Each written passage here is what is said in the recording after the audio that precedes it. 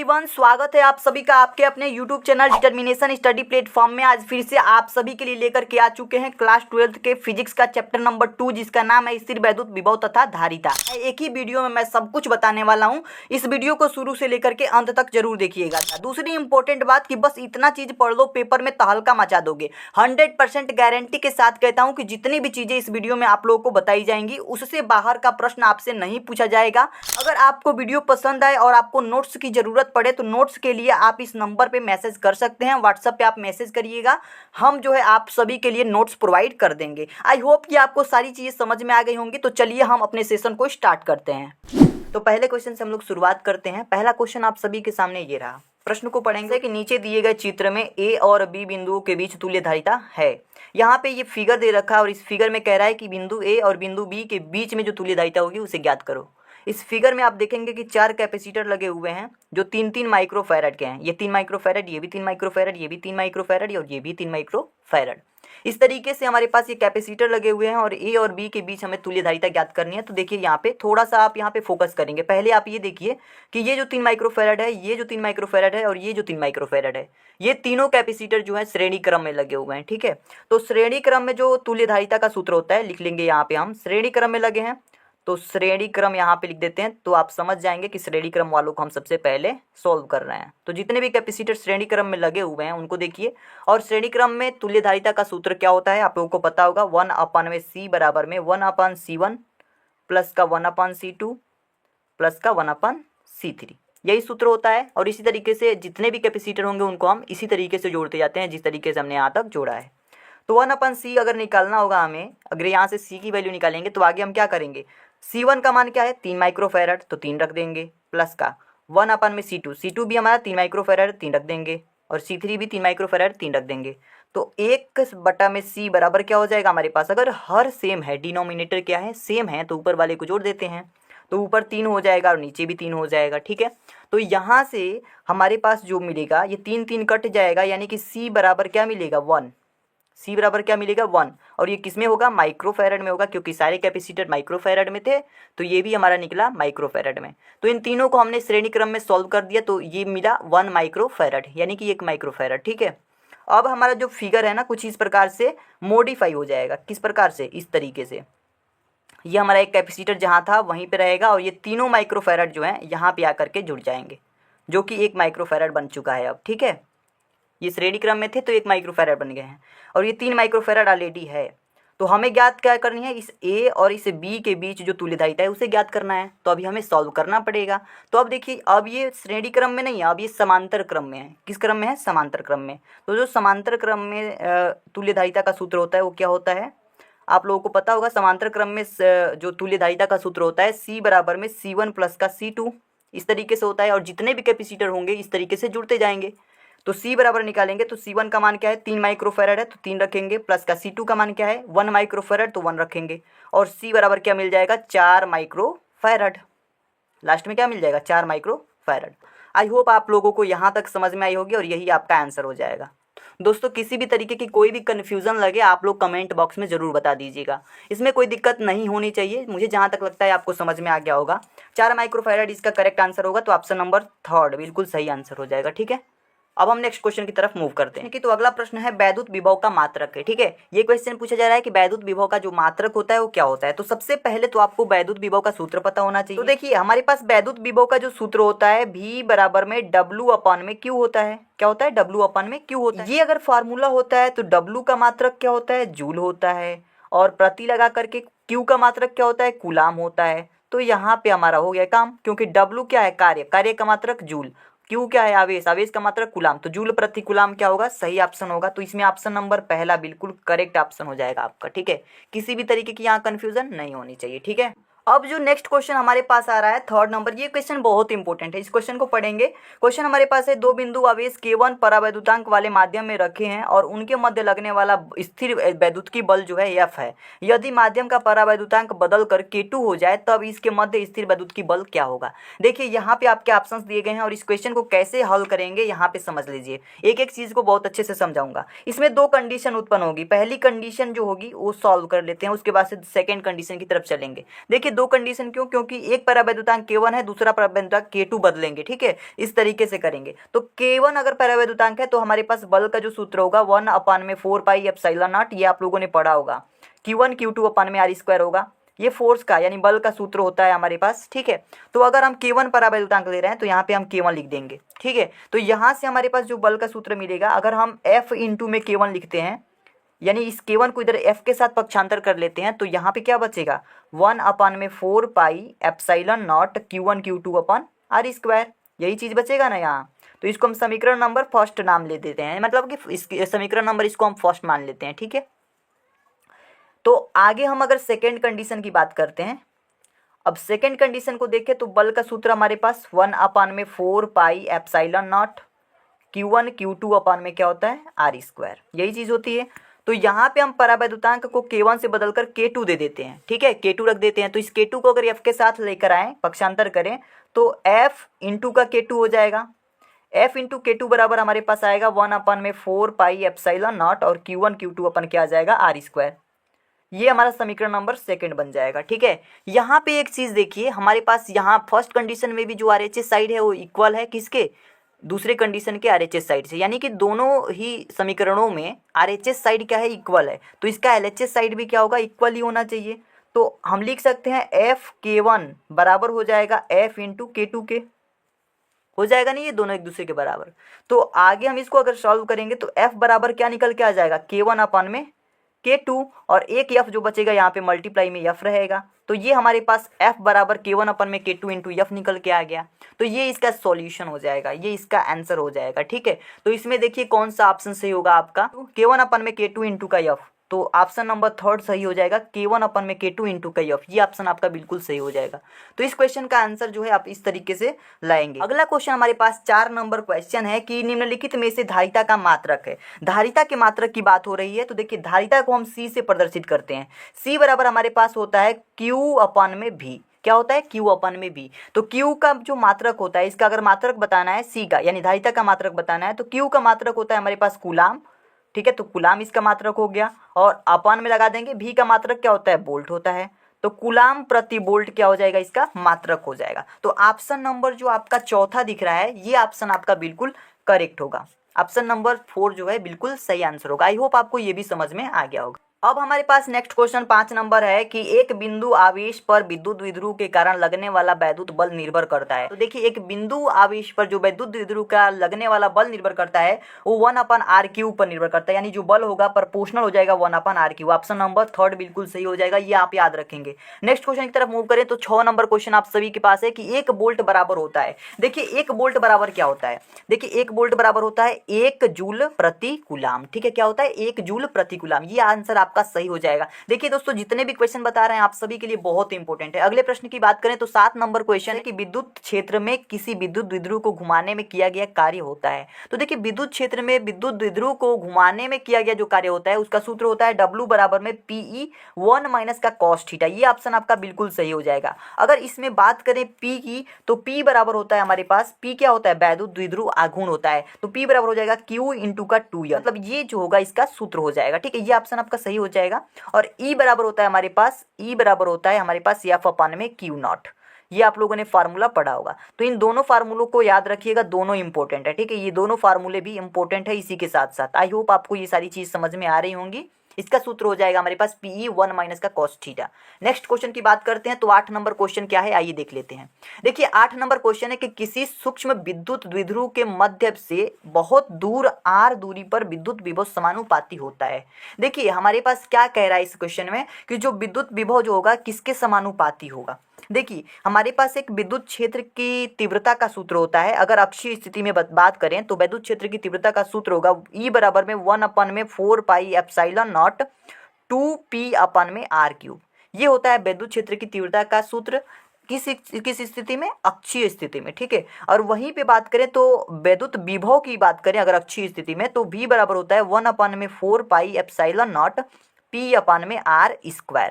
तो P/r² हो रहा है तो 1/r² इसका कोफिशिएंट होगा, तो 1/r² इसका सही आंसर होगा, यानी कि विद्युत विभव जो होगा प्रोपोर्शनल होगा, समानुपाती होगा 1/r² के। तो ये ऑप्शन नंबर थर्ड बिल्कुल सही आंसर हो जाएगा, ठीक है। अब हमारे पास 9 नंबर क्वेश्चन है, वैद्युत द्विध्रुव की निरक्षीय स्थिति में विद्युतीय विभव का व्यंजक ज्ञात कीजिए।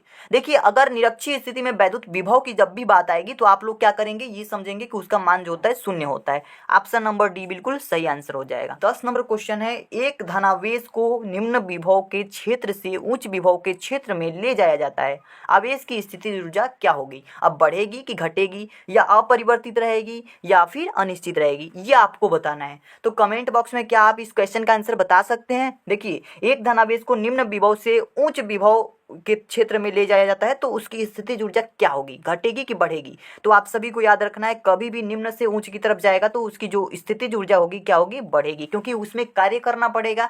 अगर उच्च की तरफ जाएगा तो उसमें कार्य करना पड़ेगा, उसको वर्क डन करना पड़ेगा, तो इसकी वजह से जो उसकी स्थितिज ऊर्जा होगी वो बढ़ेगी। आई होप आप सभी को ये 10 क्वेश्चन समझ में आ गए होंगे। तो पहला प्रश्न हमारे पास है, वैद्युत विभव की परिभाषा दीजिए तथा इसकी बीमा लिखिए। इस क्वेश्चन का आंसर हम बहुत सरल भाषा में लिख करके लाए हुए हैं। तो देखिए क्वेश्चन का आंसर क्या लिखेंगे, एकांक परीक्षण धनावेश को अनंत से वैद्युत क्षेत्र के भीतर किसी बिंदु तक लाने में किए गए कार्य को हम उस बिंदु की वैद्युत विभव कहते हैं। देखिए एक बात सुनिए, देखिए कोई भी परीक्षण आवेश क्या होता है, परीक्षण आवेश का मतलब देखिए यहाँ परीक्षण आवेश लिखा हुआ है, परीक्षण आवेश का मतलब होता है जिसका खुद का अपना बल न हो, किसी और आवेश के बल का अनुभव करता है, उसे हम परीक्षण आवेश कहते हैं। तो अगर किसी भी परीक्षण आवेश को अनंत से वैद्युत क्षेत्र के भीतर लाएंगे तो उसमें कार्य लगेगा और उसी कार्य को हम उस बिंदु का वैद्युत विभव कहते हैं। बस इतनी सी बात जो है आपको याद रखनी है। और इसके लिए हमारे पास फार्मूला निकल के आता है, V बराबर में W अपन में Q नॉट।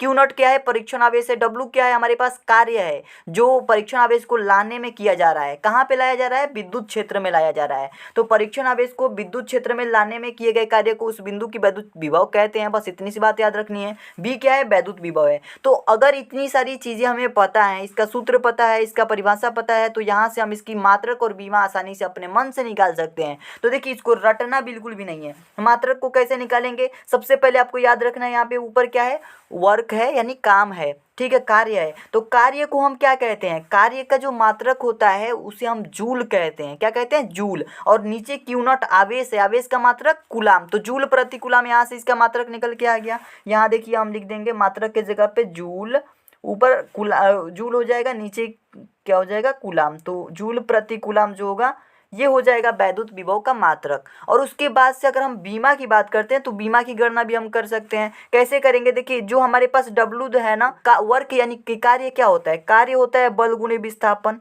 क्या होता है, बल गुणे विस्थापन, यही ना होता है कार्य। जो कार्य का फार्मूला होता है बल गुणे विस्थापन होता है, यानी W बराबर होता है हमारे पास F इंटू डी, यानी कि बल गुणे विस्थापन। नीचे हमारे पास आवेश है तो नीचे हम केवल आवेश रखेंगे, ठीक है, आवेश लिख लेंगे यहाँ पे।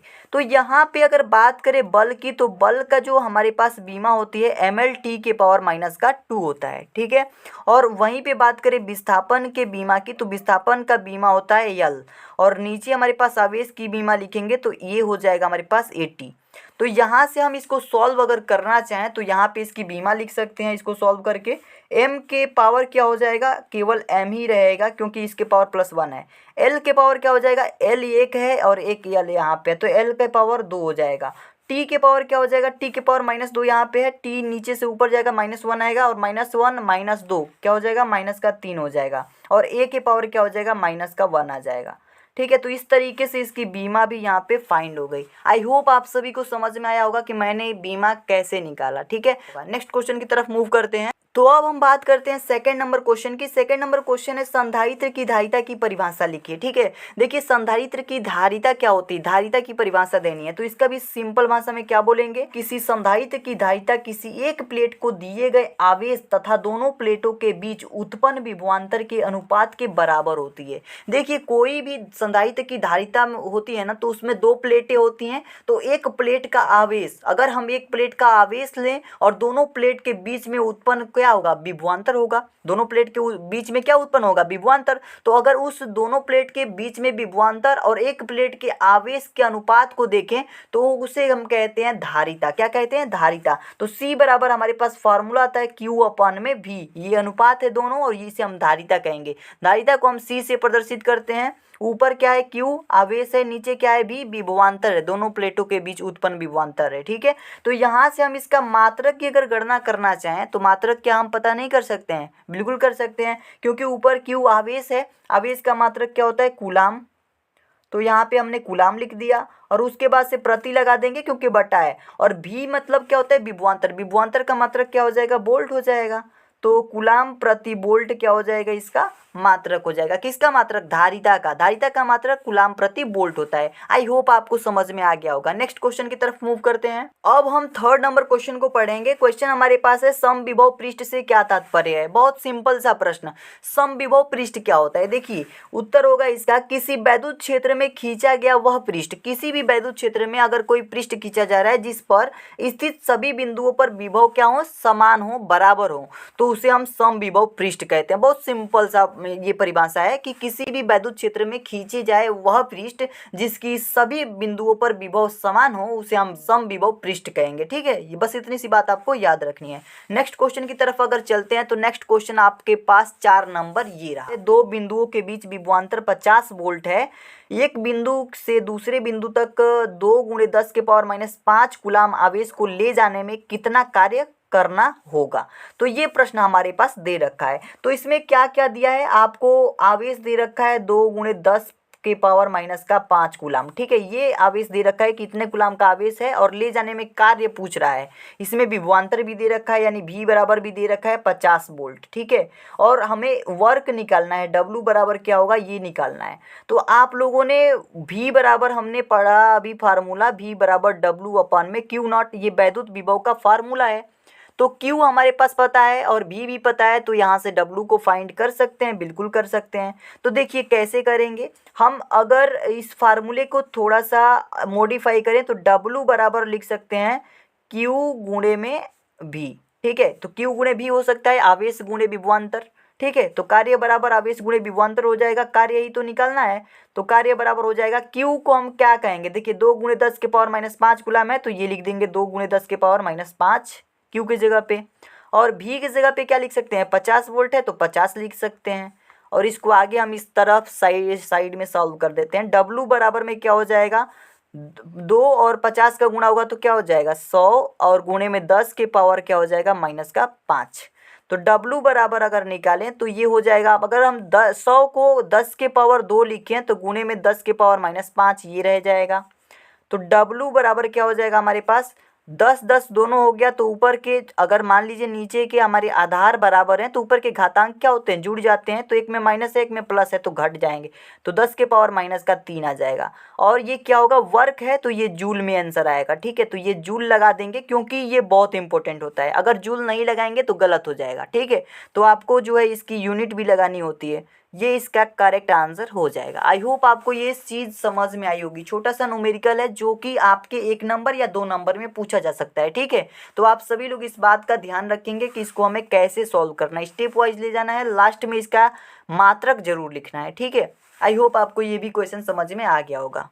अब हम नेक्स्ट क्वेश्चन 5 नंबर की तरफ चलेंगे। तो 5 नंबर क्वेश्चन हमारे पास है, चित्रानुसार संयोजन के समतुल्य संधारित्र की गणना कीजिए। हमारे पास एक चित्र दे रखा है और कह रहा है कि इस चित्र के अनुसार संयोजन के समतुल्य संधारित्र की गणना कीजिए। तो यहाँ पे हमारे देखेंगे कि 3 कैपेसिटर लगे हुए हैं इस फिगर में, C1 C2 C3। ठीक है, एक 5 माइक्रोफैरड का है, एक 10 माइक्रोफैरड है, एक 3 माइक्रोफैरड है। तो हमने क्या किया है, इसका सॉल्यूशन करने के लिए सबसे पहले जो दिया है उसको लिख लिया है। C1 बराबर 5 माइक्रोफैरड, C2 बराबर 10 माइक्रोफैरड, C3 बराबर 3 माइक्रोफैरड। उसके बाद से हम इसकी गणना करेंगे, इसको हम हल करेंगे। यहाँ पे जो श्रेणी क्रम में जितने भी कैपेसिटर हैं उनको सबसे पहले देखेंगे। तो श्रेणी क्रम में ये 2 कैपेसिटर लगे हुए हैं। दोनों कैपेसिटर किस क्रम में है? श्रेणी क्रम में है। ठीक है, सीरीज में है। तो देखिए इसके लिए फार्मूला क्या होता है? C बराबर में C1 इंटू का C2 अपन में C1 प्लस का C2 कर दीजिए। ये सिंपल सा फार्मूला है। एक और फार्मूला होता है जैसे कि 1/C बराबर में 1/C1 प्लस 1/C2 1/C3, इस तरीके से जोड़ते जाएंगे। तो इस तरीके से भी कर सकते हैं और उस तरीके से भी कर सकते हैं, इसमें कोई दिक्कत नहीं है। तो C बराबर अगर निकालना चाहें तो C1 का मान क्या है? 5 माइक्रोफैरड है तो 5 रख देंगे। गुणे में C2 का क्या है? 10 है तो 10 रख देंगे। अपन में क्या हो जाएगा? C1 का मान मान क्या है 5 है और प्लस का C2 का क्या है 10। तो यहाँ से अगर निकालना चाहें तो 5 दहा का क्या हो जाएगा 50 और बट्टा में नीचे क्या हो जाएगा 10 और 5 जोड़ेंगे तो 15 हो जाएगा। अगर इसको हम सॉल्व करते हैं तो ये क्या हो जाएगा 15 तियाँ 45। ठीक है, इसको काटना चाहें तो 15 तियाँ 45, 3 दशमलव फिर से 5 आया 10 जीरो बढ़ा 5 15 तियाँ सॉरी 3 बार में जाएगा 15 तियाँ 45। तो लगभग हमको लगता है कि 3 3 आता जाएगा। ठीक है, अगर इसको सॉल्व करेंगे तो 3 3 आता जाएगा, 3 दशमलव के बाद से 3 3 आता जाएगा। इतना माइक्रोफैरड ये आ गया। कौन सा आ गया?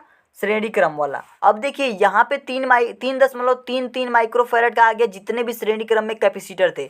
इन दोनों कैपेसिटर को जब हमने श्रेणी क्रम में सॉल्व कर दिया तो ये इसके सामने आ जाएगा, इस कैपेसिटर के। ठीक है, तो ये दोनों एक दूसरे के क्या हो जाएंगे? पैरेलल हो जाएंगे, समांतर हो जाएंगे। तो समांतर के लिए जो तुल्यधारिता का फॉर्मूला होता है वो होता है C बराबर में जो हमारे पास निकल चुका है, यानी कि जो श्रेणी क्रम है उसको सॉल्व कर चुके हैं तो उसको पहले लिख देंगे, उसमें जोड़ देंगे हम जो बचा हुआ संधारित्र है उसको।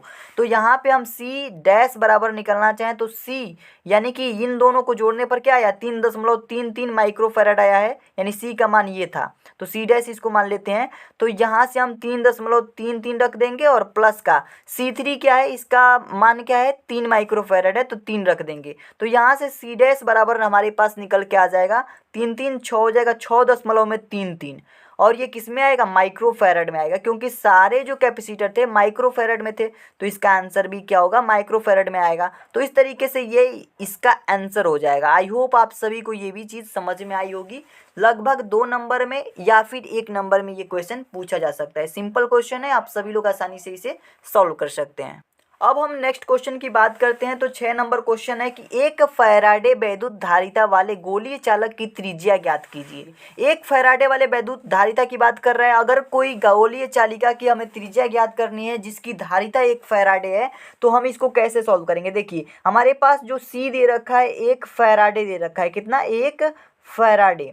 ठीक है, 1 फैराडे दे रखा है तो आप लोगों को एक फार्मूला पता होगा C बराबर में, इसको हम हल कर रहे हैं। ठीक है, तो आपको एक फार्मूला पता होगा C बराबर में 4 pi epsilon not capital R के बारे में। ठीक है, ये पता होगा। तो यहाँ से अगर कैपिटल R को पक्षांतर करके इधर लाएं और C को इधर भेजें तो C अपॉन में 4 पाई एप्सिलॉन नॉट निकल के आ जाएगा। बिल्कुल आ जाएगा। और इसी फार्मूले को रख करके हम सॉल्व नहीं कर सकते हैं? बिल्कुल कर सकते हैं। तो R बराबर क्या आ जाएगा? 1 अपॉन में 4 पाई एप्सिलॉन नॉट, और इसको हम C ऐसे रख सकते हैं क्या? बिल्कुल रख सकते हैं। तो R बराबर क्या आ जाएगा हमारे पास? 1 अपन 4 पाई एप्सिलॉन नॉट क्या है? कांस्टेंट जिसका मात्रक होता है 9 गुणे 10 के, जिसका मान होता है 9 गुणे 10 के पावर 9, और गुणे में क्या हो जाएगा? C का मान क्या है? 1 फैराडे है तो 1 रख देंगे। तो यहाँ से अगर इसको सॉल्व करें तो R बराबर यानी इसकी त्रिज्या 9 गुणे 10 के पावर 9 ही आ जाएगी। और ये किस में होगा? मीटर में होगा, क्योंकि त्रिज्या का क्या है? दूरी है, दूरी मीटर में होगी। आई होप आपको ये समझ में आ गया होगा, किसी भी तरीके की यहाँ पे कोई कन्फ्यूज़न नहीं होगी। ये इसका आंसर हो जाएगा। बिल्कुल सिंपल सा प्रश्न था, आसान था। अब हम देखेंगे हमारा अंतिम प्रश्न, 7वां प्रश्न। 7वां प्रश्न है कि 1 सेंटीमीटर त्रिज्या के गोले को 1 कूलाम आवेश देने पर गोले के पृष्ठ पर उत्पन्न विभव की गणना कीजिए। हमें गणना करनी है किसकी? विभव की। तो देखिए सबसे पहले इसमें क्या क्या दिया है वो लिख लेंगे। तो लिखेंगे दिया है, क्या क्या चीज़ें दी गई हैं उनको सबसे पहले लिख लेना है। तो यहाँ पे आवेश कितना दिया गया है? 1 कूलाम, 1 कूलाम आवेश दिया है। और इसमें R कितनी दे रखी है? दूरी, यानी कि इसकी त्रिज्या, रेडियस 1 सेंटीमीटर दे रखा है, 1 सेंटीमीटर। अब देखिए सेंटीमीटर दे दिया है तो इसको मीटर में बदलेंगे तो R बराबर में 10 के पावर अगर -2 से गुणा करा देंगे तो ये मीटर में बदल जाएगा। तो 1 में अगर 10 के पावर -2 से गुणा कराएंगे तो 10 के पावर -2 ही बचेगा। तो इसलिए मैंने 10 के पावर -2 ही लिखा है। ठीक है, इसमें कोई कन्फ्यूज़न नहीं होना चाहिए। किसी भी संख्या में अगर 10 के पावर -2 से हम मल्टीप्लाई कराते हैं तो मीटर में बन जाएगा, अगर सेंटीमीटर में है तब। ठीक है, अब देखिए इसको हम सॉल्व करना चाहें तो V का एक फार्मूला होता है, यानी कि विद्युत विभव का फार्मूला होता है। तो विद्युत विभव ही ज्ञात करना है हमें। तो V बराबर हो जाएगा 1 अपान में 4 पाई एप्सिलॉन नॉट, और यहाँ पे Q अपान में R। ये हमारा वैद्युत विभव का फार्मूला निकल के आता है, जो कि आपको पता होगा। इस सूत्र को जरूर से जरूर याद कर लीजिएगा, इंपॉर्टेंट है। तो V बराबर निकलना चाहें तो 1 अपान 4 पाई एप्सिलॉन नॉट को 9 गुणे 10 के पावर 9 लिख सकते हैं, क्योंकि इसका मान होता है। और Q का मान क्या दिया गया है हमारे पास? Q आवेश का मान 1 कूलाम दे रखा है, तो गुणे में 1 और बट्टा में क्या हो जाएगा हमारे पास? R का मान क्या है? 10 के पावर -2 है, 10 के पावर -2 रख देंगे। अब इसको सॉल्व करें आगे तो v बराबर क्या निकल के आ जाएगा, 9 गुणे 10 के पावर 9, और ये 10 के पावर -2 को ऊपर ले जाएंगे तो गुणे में 10 के पावर 2 हो जाएगा, प्लस का 2 बन जाएगा। तो यहाँ से अगर हम इसका मान निकालते हैं तो 9 तो एज इट इज़ रहेगा, गुणे में ये अगर बेस बराबर है तो ऊपर के घातांक एक्सपोनेंट क्या हो जाएंगे, ऐड हो जाएंगे। तो 9 2 क्या हो जाएगा, 11। तो 9 गुणे 10 के पावर 11, ये इसकी वैद्युत विभव की गणना हो गई। तो यहाँ पे वैद्युत विभव का मात्रक भी लिख देंगे वोल्ट। ये इसका आंसर आ गया। आई होप आप सभी को ये चीज़ समझ में आ गई होगी। पहले क्वेश्चन से शुरुआत करेंगे, बहुत इंपॉर्टेंट क्वेश्चन है, ध्यान से सुनिएगा। 3 संधारित्र C1 C2 C3 श्रेणी क्रम में जुड़े हुए हैं, इनकी समतुल्य धारिता का व्यंजक प्राप्त कीजिए। देखिए आप लोगों ने श्रेणी क्रम में तुल्य धारिता का फार्मूला पढ़ा होगा, 1/C बराबर में 1/C1 प्लस में 1/C2 प्लस में 1/C3, इस तरीके का फार्मूला आप लोगों ने सुना होगा। अब इस फार्मूले का निगमन करना है, यानी व्यंजक प्राप्त करना है। देखिए हमारे पास C1 C2 C3 तीन हमारे पास क्या दे रखे हैं, कैपेसिटर यानी कि संधारित्र दे रखे हैं। अब हमें क्या करना है कि तुल्य धारिता का फार्मूला जो है यहाँ पे सिद्ध करके दिखाना है। तो एक हम अपने तरफ से एक फिगर बनाए हैं, इसमें देख लीजिए हमारे पास ये 3 कैपेसिटर लगे हुए हैं। तो यहाँ पे विभव V1 है, यहाँ पे विभव V2 है, यहाँ पे विभव V3 है। विभव मतलब कि विभवांतर की बात हो रही है यहाँ पे, ठीक है। तो विभवांतर यहाँ पे V1 V2 V3 है। इस तरीके से आप लोगों को एक फार्मूला पता होगा जो कैपेसिटर धारिता निकालने का होता है। धारिता C बराबर क्या होता है हमारे पास, C बराबर होता है Q/V। ये फार्मूला आप लोगों ने पढ़ा होगा, ठीक है। इस फार्मूले से हम यहाँ पे कुछ यूज़ करने वाले हैं, उसके बाद से हम इसका पूरा सॉल्यूशन आप लोगों को करके दिखाएंगे। ये हल लिख लीजिएगा और इस तरीके से आप लिख दीजिएगा। हाँ, लिख दीजिएगा कि हम जानते हैं C बराबर में Q/V होता है, ठीक है। ये आप लोगों को पता होगा, ठीक है। अब देखिए इसको आगे कैसे सॉल्व करना है। आगे आपको ये करना है कि जैसे हम V1 हमारे पास यहाँ पे है, V2 है, V3 है, यानी सभी विभवांतरों को निकाल लेना है। तो अगर V की बात करें यहाँ से C बराबर में Q/V है, तो अगर हम V निकालना चाहें तो V बराबर में क्या आ जाएगा, Q/C आ जाएगा। यही फार्मूला बन जाएगा ना। इस फार्मूले को थोड़ा सा मॉडिफाई कर दिए हैं तो ये फार्मूला जो है इस फार्मूले में कन्वर्ट हो गया। आप देख सकते हैं ये फार्मूला जो है इस फार्मूले में कन्वर्ट हो गया, यहाँ पे कोई दिक्कत नहीं होनी चाहिए। अब यहाँ पे आगे क्या करना है हमें कि V1 का मान निकालना है, V2 का, V3 का निकाल लेना है। तो V का फार्मूला हमें पता है, तो V1 का निकालेंगे तो यहाँ पे क्या होगा, बस C1 आ जाएगा। तो देखिए V1 बराबर निकालेंगे अगर तो हमारे पास आ जाएगा Q/C1। ये हो गया V1 का फार्मूला, ठीक है। V1 से हमने ये निकाल लिया, यानी पहला विभवांतर ये आ गया। दूसरे विभवांतर की बात करें तो दूसरा विभवांतर क्या हो जाएगा, V2। तो V2 बराबर हो जाएगा हमारे पास Q/C2, ये दूसरा विभवांतर। और तीसरे विभवांतर की अगर बात करते हैं तो V3 बराबर हो जाएगा Q/C3। तो ये हो गया तीसरा विभवांतर, ठीक है। इस तरीके से हमने तीनों विभवांतर को निकाल लिया। अब हमें क्या करना है, देखिए यहाँ पे जो Q दिख रहा है आप लोगों को मैं बता दूं नॉलेज के लिए, तो संधारित्रों के बीच में जो प्लेट मतलब जो प्लेट होते हैं ना संधारित्र के, उन प्लेटों के बीच में जो उत्पन्न आवेश होता है उसे Q कहते हैं, ठीक है। ये Q क्या है, आवेश है, ये आप लोगों को पता होगा। और C क्या है, धारिता है। तो अब क्या करना है, आपको परिणामी विभवांतर निकालना है। परिणामी विभवांतर, परिणामी विभवांतर का मतलब है कि इन तीनों विभवांतर को हमें ऐड कर देना है, जोड़ देना है विभवांतर। तो परिणामी विभवांतर क्या हो जाएगा हमारे पास, V हो जाएगा बराबर में क्या हो जाएगा, V1 प्लस का V2 प्लस का V3। इन तीनों विभवांतरों को क्या करना है, आपस में जोड़ देना है। तो यहाँ से V बराबर निकालना चाहें तो हमारे पास Q/C1 आ जाएगा, यानी V1 की जगह पे हम Q/C1 लिख सकते हैं, बिल्कुल लिख सकते हैं। V2 की जगह पे Q/C2 लिख सकते हैं, प्लस का Q/C2 हो जाएगा। और प्लस का V3 यहाँ पे रहेगा ना, V3 की जगह पे हम क्या लिखेंगे, Q/C3 लिखेंगे, इस तरीके से, ठीक है। तो यहाँ पे इस तरीके से लिखने को हम यहाँ पे समीकरण नाम दे देते हैं 1, समीकरण नंबर 1। ये समीकरण नंबर 1 बन गया। अब हमारे पास मान लीजिए कि C क्या है, अगर कोई धारिता है, क्या है, C धारिता है, तो हम इनके बीच जो तुल्य धारिता का व्यंजक है वो प्राप्त यहाँ से कर सकते हैं। तो लिखेंगे यदि C धारिता है,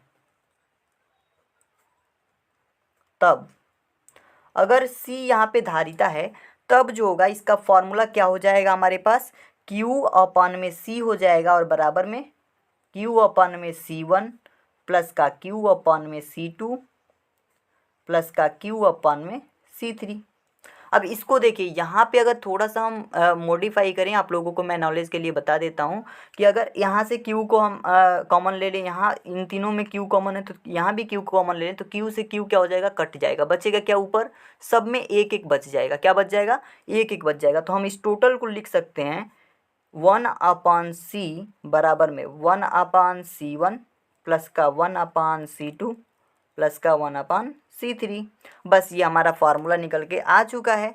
तो आप लोगों का ये आंसर हो जाएगा। ठीक है, तो आप लोग देखिए इस तरीके से जो है हमारा फार्मूला जो है यहाँ पे निगमित हो चुका है और इसे हम कहेंगे समतुल्य धारिता का व्यंजक। ठीक है, श्रेणी क्रम में। तो ये इसका आंसर हो जाएगा। आई होप आप सभी को ये समझ में आ गया होगा। यहाँ पे मैंने कैसे किया एक बार मैं फिर से बताता हूँ। इस क्यू को हम यहाँ पे अगर रखते हैं और इस क्यू को हम कॉमन ले लेते हैं, क्योंकि ये तीनों में क्यू है तो कॉमन ले लेते हैं, तो इस क्यू से ये क्यू कट जाएगा, ऊपर क्या बचेगा, एक एक बचेगा। तो इस तरीके से हमने लिख दिया है। ठीक है, आई होप आप सभी को ये सारी चीज़ें समझ में आ गई होंगी। ठीक है, नेक्स्ट क्वेश्चन की तरफ मूव करते हैं। नेक्स्ट क्वेश्चन क्या है हमारे पास, अब देखिए सेकेंड नंबर क्वेश्चन हमारे पास है कि संलग्न चित्र में प्रदर्शित संधारित्र में संचित ऊर्जा ज्ञात कीजिए। हमारे पास एक फिगर है इस प्रकार की, ये हमारे पास प्रतिरोध लगे हुए हैं, यहाँ पे 2 ओम का है, यहाँ 3 ओम, यहाँ 5 ओम और एक कैपेसिटर 2 माइक्रोफैरड का लगा हुआ है। संचित ऊर्जा ज्ञात करनी है। देखिए संचित ऊर्जा का फार्मूला अभी मैं थोड़ा सा इंट्रोड्यूस आपको करा देता हूँ कि इसको हम कैसे कैसे ले जाएंगे, सॉल्व करेंगे। ठीक है, देखिए संचित ऊर्जा का फार्मूला होता है U बराबर में हाफ सी वी स्क्वायर। तो हमें सबसे पहले ये पता होना चाहिए कि जो हमारे पास विभवांतर है यानी कि V है वो कैसे निकलेगा। ठीक है, यहाँ पे V तो दिया नहीं गया है, C का तो यानी कैपेसिटर का मान दिया गया है यहाँ पे, तो कैपेसिटर C रख देंगे, लेकिन V कहाँ से रखेंगे, निकालेंगे तभी तो सबसे पहले इसको हल करने के लिए हमें विभवांतर की ज़रूरत पड़ेगी। तो संधारित्रों के सिरों के बीच का विभवांतर सबसे पहले हम क्या करेंगे, निकाल लेंगे। तो चलिए हम इसको हल करते हैं। तो लिखेंगे सिरों के बीच का विभवांतर, सबसे पहले हम विभवांतर निकालेंगे, तभी तो हाफ सी वी स्क्वायर पर रखेंगे फार्मूले में। तो सिरों के बीच का विभवांतर, तो आइए सिरों के बीच का विभवांतर हम कैसे निकालते हैं। आप सभी को पता होगा ओम के नियम के द्वारा हमारे पास एक फार्मूला आता है V बराबर में आई आर। क्या आता है, V बराबर आई आर।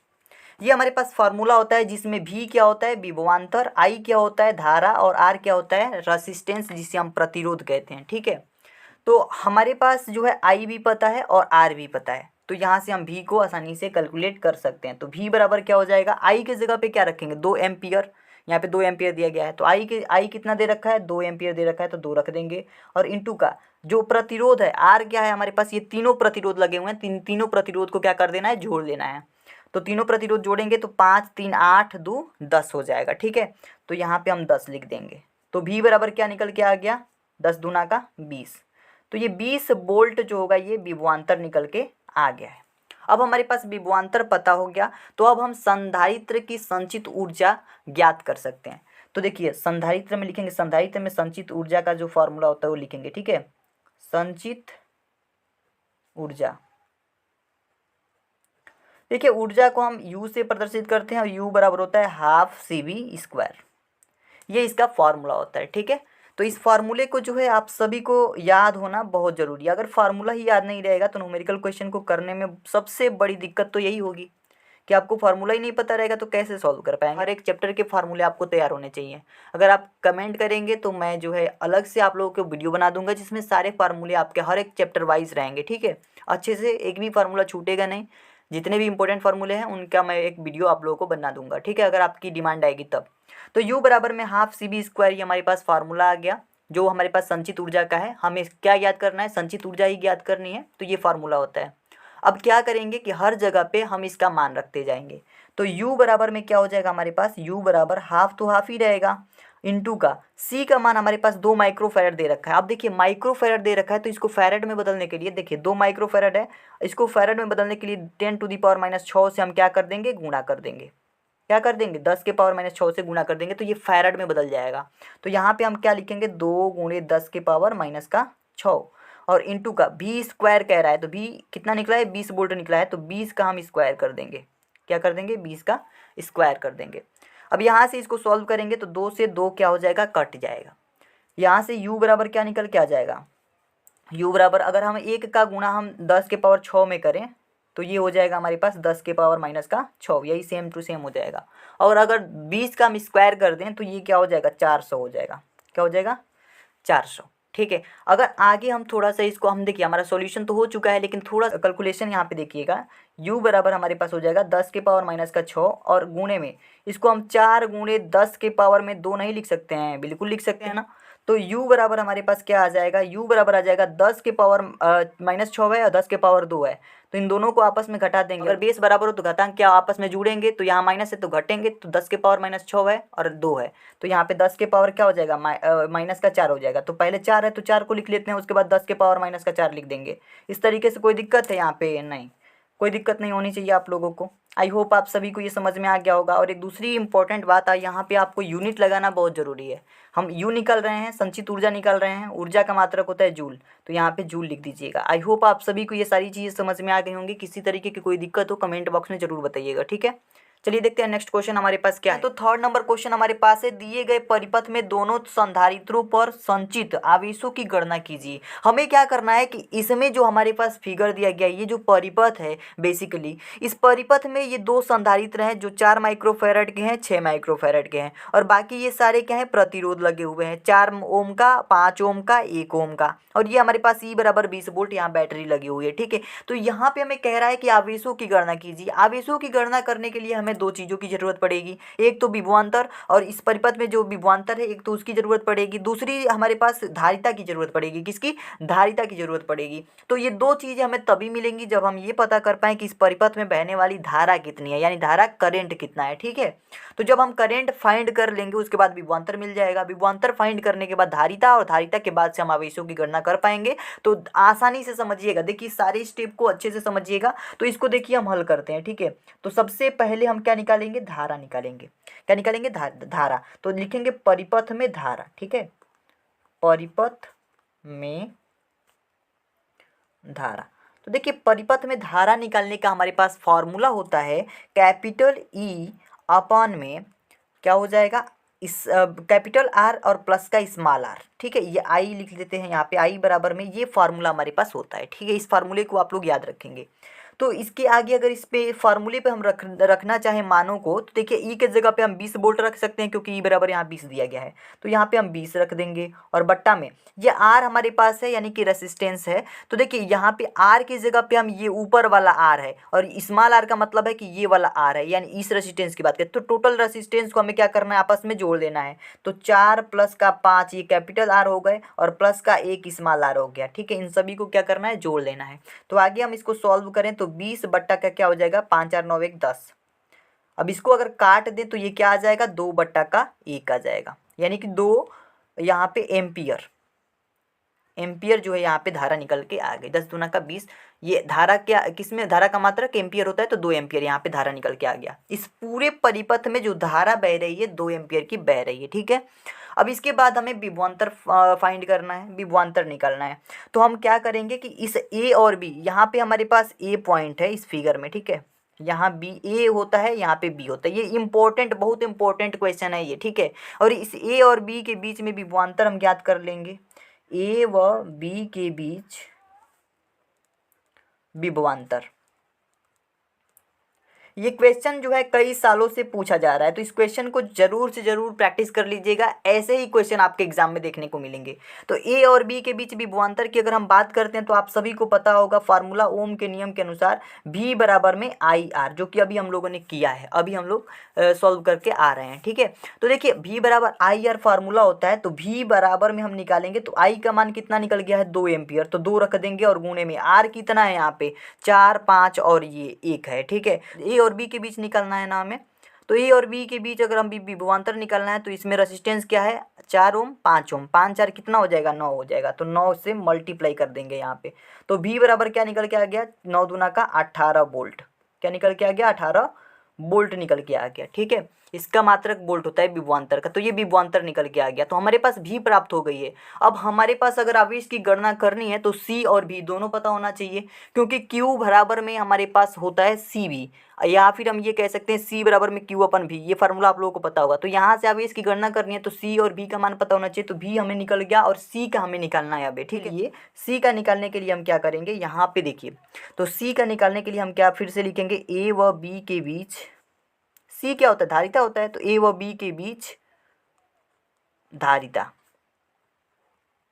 या फिर तुल्य धारिता लिख सकते हैं। तो इनके बीच की जो धारिता का फॉर्मूला होता है, देखिए श्रेणी क्रम में है ना, ये श्रेणी क्रम में है ना, तो श्रेणी क्रम में क्या फॉर्मूला होता है, सी बराबर में होता है हमारे पास C1 इंटू का C2 अपन में C1 प्लस का C2, ये फार्मूला होता है हमारे पास, ठीक है। ये दोनों जो हमारे पास हैं, दोनों कैपेसिटर जो हैं, यानी C जो है, दोनों संधारित्र श्रेणी क्रम में है, तो श्रेणी क्रम में ये फार्मूला होता है धारिता का, ठीक है। तो यहाँ से C बराबर जब निकालेंगे तो ऊपर क्या रखेंगे, 4 माइक्रोफेरड, ये यहाँ पे क्या हो जाएगा 6 माइक्रोफेरड, नीचे 4 प्लस का 6, तो C बराबर निकल के आ जाएगा 6 चौका 24 और बट्टा में 6 4 10, ये हो जाएगा हमारे पास। अगर इसको काट दें हम तो 10 दूना का 20 और आगे क्या हो जाएगा हमारे पास, पॉइंट में 4 हो जाएगा, ठीक है। इस तरीके से 2.4 माइक्रोफेरड ये आ जाएगा। धारिता क्या निकल के आ गई, 2.4 माइक्रोफेरड निकल के आ गई, ठीक है। अब हमें क्या निकालना है, आवेशों की गणना करनी है। इस क्वेश्चन में कहा था कि आवेशों की गणना कीजिए, ठीक है। तो हम इसको कैसे सॉल्व करेंगे, अब अंतिम जो नीचे आपको करते जाना है आगे, हम यहाँ पे जगह ना होने की वजह से इस साइड में करते जा रहे हैं, ठीक है। हमारे पास बी भी मिल गया और सी भी मिल गया। तो हमारे पास जो फॉर्मूला होता है आप लोगों को पता होगा, ठीक है। हमारे पास धारिता यानी C का फार्मूला होता है C बराबर में Q अपन में V। तो यहाँ से अगर हम इम्प्लाइज दैट दे करके Q निकलना चाहें तो C इंटू का V हो जाएगा। इस फार्मूले पे अगर रखते हैं तो Q हमारे पास निकल के आ जाएगा ना, C की जगह पे 2.4 माइक्रोफेरड रखेंगे इंटू का V की जगह पे 18 रखेंगे, क्या रखेंगे 18 का जब 24 में मल्टीप्लाई करेंगे तो Q बराबर में हमारे पास क्या आ जाएगा, टोटल आ जाएगा 432।